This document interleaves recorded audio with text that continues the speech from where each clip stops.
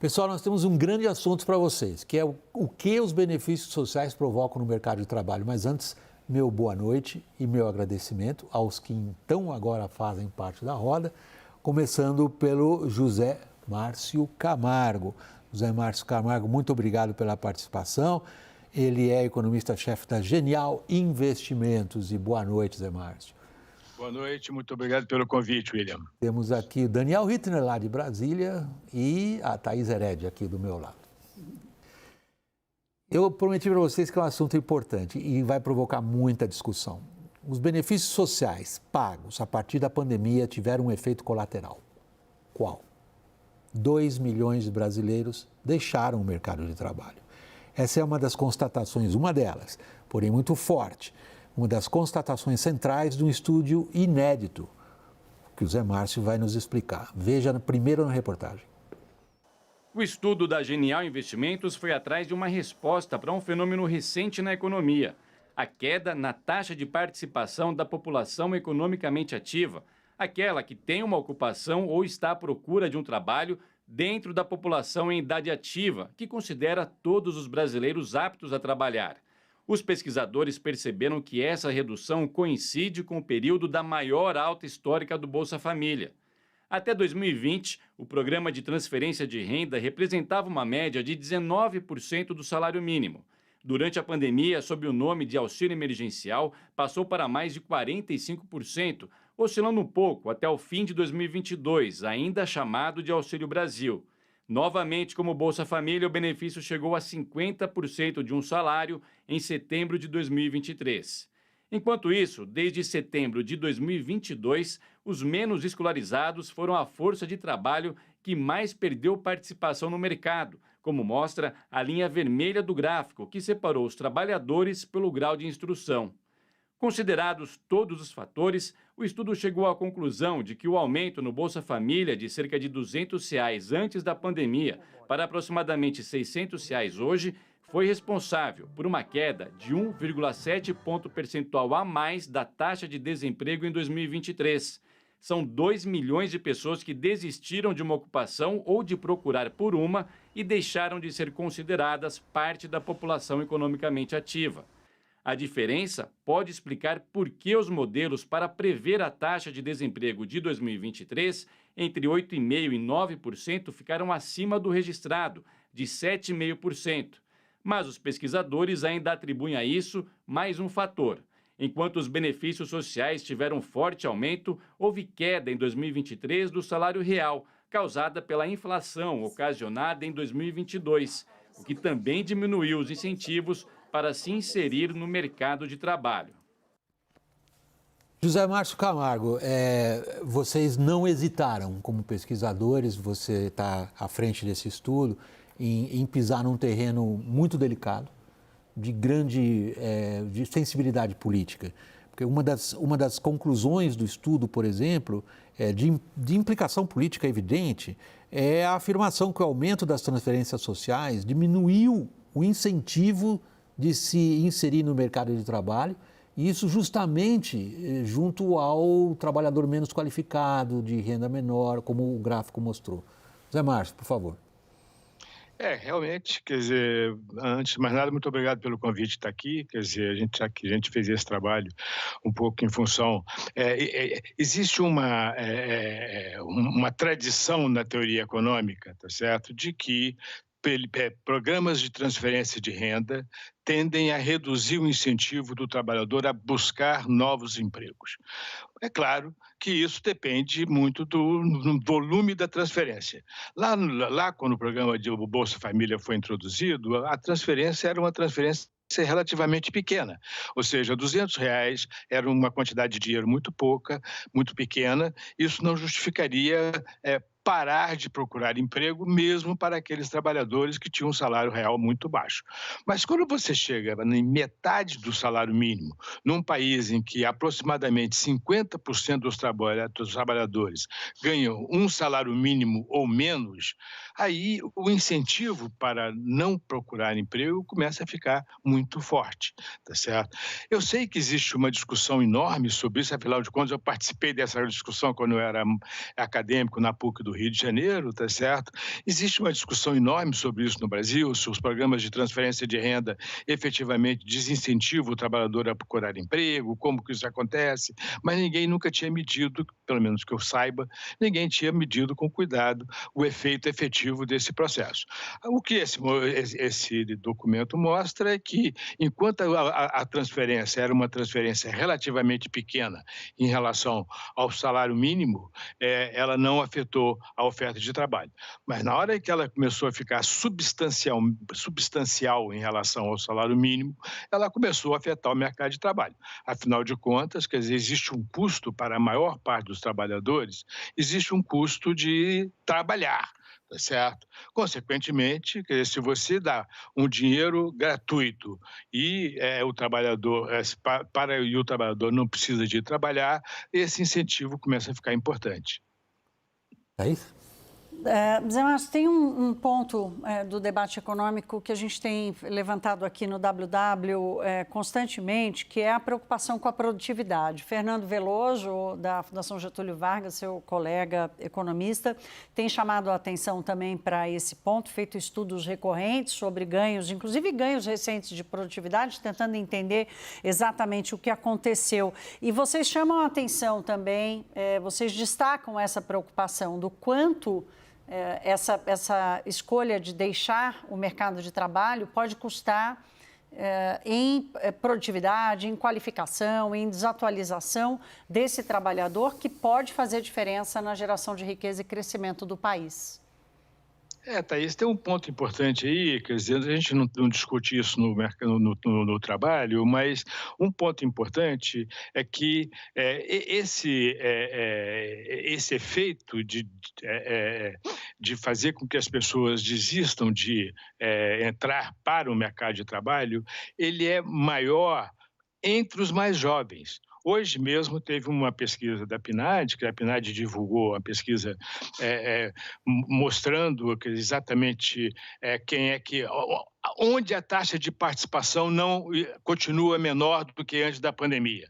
Exatamente entre os mais jovens, entre os trabalhadores de 14 a 30 anos. Os trabalhadores mais velhos, mais de 60 anos, a taxa de participação já atingiu o mesmo nível de antes da pandemia, ou seja, quando a transferência era R$200, tá certo? Quem está resistindo mais são os trabalhadores mais jovens, o que é muito ruim, porque, na verdade, isso é o futuro do Brasil, né? Quer dizer, são os trabalhadores mais jovens que são o futuro do Brasil. É aí que nós precisamos de ganhos de produtividade. E se o trabalhador não participa do mercado de trabalho, é mais uma razão para que a produtividade não cresça. E isso é um problema complicado, realmente. Eu acho que isso reforça essa questão aí do Fernando, que tem se preocupado bastante com a questão da produtividade, que é essa questão de que, olha, sem ganhos de produtividade não tem crescimento da economia. Daniel. Zé Márcio, boa noite. Eu queria trazer um argumento para a sua apreciação, para a sua análise. Muito recentemente, eu fui conversar com a Letícia Bartolo, que é secretária do Cadastro Único, pesquisadora do IPEA, hoje braço direito do ministro Wellington Dias no Ministério do Desenvolvimento Social, com, obviamente, sem os números que você está apresentando agora, mas com o mesmo raciocínio. E ela me cortou e disse, olha, não vá pela tese do efeito preguiça, como ela alcunha essa tese de que os benefícios sociais tiram as pessoas do mercado de trabalho. E eu pedi, olha, com que argumentos a senhora sustenta essa tese? E ela colocava o seguinte, entre janeiro e novembro de 2023, foram criados 1,9 milhão de empregos com carteira assinada. Desses 1,9 milhão, 90% dos novos empregos são de pessoas que constam do Cadastro Único e 70% são de pessoas que estavam na lista de contemplados do Bolsa Família. Tese dela, não há que se falar em efeito preguiça. Como rebater a secretária Letícia Bartolo? Bom, em primeiro lugar, eu acho que o nome não deve ser efeito preguiça, tá certo? Não é uma questão de que o trabalhador está com preguiça de trabalhar. Não é esse o ponto, tá certo? O ponto é o seguinte, o trabalhador, ele avalia, né, o custo e benefício de trabalhar. tá certo? Para usar uma terminologia bem técnica aqui, em teoria econômica. Ele avalia o custo e benefício de ir trabalhar. Se o custo de ir trabalhar é maior do que o benefício, ele não vai trabalhar. Não é porque ele está com preguiça, é porque ele é racional, tá certo? Para levar o ponto ao limite. Então, é o seguinte, esse trabalhador, ele é racional. Ele olha e fala, olha aqui, ó, eu vou trabalhar, se eu for trabalhar, eu vou ganhar R$900. Se eu não trabalhar, eu vou ganhar R$600, tá certo? Do Bolsa Família. Essa diferença aí não compensa o custo de eu ir trabalhar. Então, ele prefere ganhar os R$600 e não ir trabalhar, tá certo? Porque se ele for trabalhar, ele vai perder o Bolsa Família. Então, esse é o ponto importante. Não é uma questão de preguiça. Preguiça, que ele fica parecendo que o trabalhador não quer trabalhar. Não. O problema é o seguinte, o trabalhador é um trabalhador que tem pouca produtividade, ganha um salário muito baixo, consequentemente, quando a hora que ele compensa o que ele ganha com o que ele poderia ganhar ganhando só o Bolsa Família, ele prefere ficar só com o Bolsa Família do que conseguir ir trabalhar. Esse é o ponto, tá certo? Não o trabalhador é racional. Vamos deixar bem claro isso. Quer dizer, o problema não é que o trabalhador é um preguiçoso, não. Ele é racional, tá certo? Ele vai lá implicitamente, é claro que ele não faz a conta na ponta do lápis. Ali, intuitivamente, só uma ele coisinha, faz a conta. Como que a gente poderia explicar o fato de que 90% dos empregos criados no ano passado com carteira assinada, muito provavelmente empregos de baixo salário, né? Baixo salário médio. Como explicar que esses empregos foram adquiridos, né? As pessoas que preenchem esses postos de trabalho são pessoas do cadastro único, 70% são do Bolsa Família. Qual é o tamanho do cadastro único? Compara o tamanho do cadastro único com a redução na taxa de participação. O que a gente mostra é que aproximadamente 2 milhões de trabalhadores deixaram de ser desempregados, tá certo? Por quê? Porque pararam de buscar trabalho. A razão errada para reduzir o desemprego. Tá certo? Agora, quantas pessoas estão no cadastro único? São 25 milhões de famílias, dá 30 e poucos milhões de pessoas. 30 e poucos milhões de pessoas. Então, compara esses 2 milhões com 32 milhões de pessoas, você vai ver que não tem nenhuma surpresa que 2 milhões de trabalhadores foram empregados com carteira assinada vindo do cadastro único. Tá certo? É tão simples quanto isso. É uma questão de tamanho do universo que você está trabalhando. Você está olhando num universo de 2 milhões de pessoas ou comparando com o universo de 32 milhões de pessoas. É claro que, na hora que você vai comparar essas coisas, fica difícil de você fazer a conta. Assim que você responde essa pergunta que você acabou de me fazer, tá certo? É claro que pode ser 2 milhões num total de 32 milhões. Tudo bem. Zé Márcio, eu percebi e endosso, aliás, o seu esforço de escapar das polarizações políticas no Brasil quando você repudia essa expressão preguiça de trabalhar. Na verdade, o estudo não é um estudo para estigmatizar ninguém. Eu percebo a intenção de vocês, pesquisadores, de apontar algo. Agora, eu vou usar um adjetivo que não está no estudo, é meu, tá? Se você não gostar dele, você me critica imediatamente. É perverso o que vocês apontam. O que vocês apontam é que diminui a população economicamente ativa justamente a de baixa renda no mercado de trabalho. Para um país desigual, miserável e lutando contra injustiças sociais since ever, que é o nosso caso, o que vocês apontam, na verdade, é uma situação em que a gente, que não sou economista, não tenho nenhuma familiaridade com os recursos de econometria que vocês aplicaram nesse estudo, se pergunta, e agora? Bom, quer dizer, na verdade, eu tenho dito que a taxa de, quer dizer, esse efeito de redução da taxa de desemprego é um efeito que aconteceu pelas razões erradas, né? Quer dizer, você gostaria de ter uma redução na taxa de desemprego é, porque você teve um aumento na população ocupada e uma queda na população desocupada. Então, esse é o ponto importante. Quer dizer, agora, qual é o resultado disso? Por um lado, quer dizer, você tem um ganho de bem-estar dessas pessoas que ganham Bolsa Família.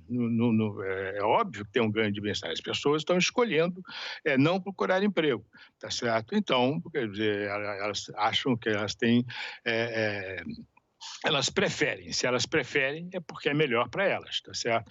Para a sociedade como um todo, para o país, é ruim, porque você está, primeiro, diminuindo a oferta de trabalho, tá certo? Você está diminuindo a oferta de trabalho de pessoas mais jovens. Isso significa que você vai ter mais pressão sobre o mercado de trabalho e, inclusive, você pode ter mais pressão sobre o salário real e gerar mais pressão inflacionária. Na verdade, concomitantemente antes desse aumento no Bolsa Família, você teve a reforma trabalhista. A gente está fazendo um outro trabalho vendo qual foi o efeito da reforma trabalhista sobre o mercado de trabalho. E aí os resultados são bem mais positivos. Então, eu vou deixar isso para outro programa, porque a gente não acabou ainda esse estudo. Mas o ponto importante aqui, tá certo, é o seguinte: em parte, esse efeito aí do aumento, da redução da taxa de participação, ele foi em parte compensado pela reforma trabalhista, que gerou alguns movimentos. Só dar um exemplo: uma redução de 30% no total de demandas na Justiça do Trabalho, tá certo? Então, esse é um outro ponto que eu acho que em algum momento a gente vai estar produzindo esse resultado. E, no final das contas, quer dizer, eu concordo com você, William, no final das contas o que acontece, tá certo, é que a gente tem um produto potencial menor, porque a taxa de participação do trabalhador no mercado de trabalho diminuiu. Esse é que é o ponto importante. Nosso programa estendido foi avisado que está acabando o tempo. Vamos ser breves? Conseguimos? Não, eu ia só trazer um ponto aqui que eu acho que a gente vai receber também com exclusividade o estudo da reforma trabalhista do Zé Márcio. Ao vivo, direto e a cores. Já estou até comprometendo aqui, Zé Márcio. E aí nós vamos tratar com o Zé Márcio outros pontos importantes aqui, como é que a gente sai dessa armadilha sem promover uma perda de capacitação e de qualificação do trabalhador num mundo que vai se digitalizando e o Brasil já tem problemas de qualificação de mão de obra. Eu já planto essa semente aqui, você já está comprometido, Zé Márcio. Tá bom, vamos fazer outra conversa. Mas eu acho que, tem um ponto super importante. Acho que o Brasil tem um problema grave com essa questão da qualificação do trabalhador, que eu trabalhei com isso durante anos, então eu acho que esse é um ponto muito importante. José Márcio Camargo, economista-chefe da Genial Investimentos, nosso agradecimento profundo pela sua disposição em vir aqui discutir seu trabalho e nosso boa noite, José Márcio.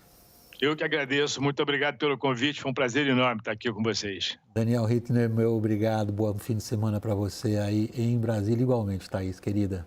Boa noite, bom fim de semana a todos vocês também, a nossa edição termina aqui, boa noite.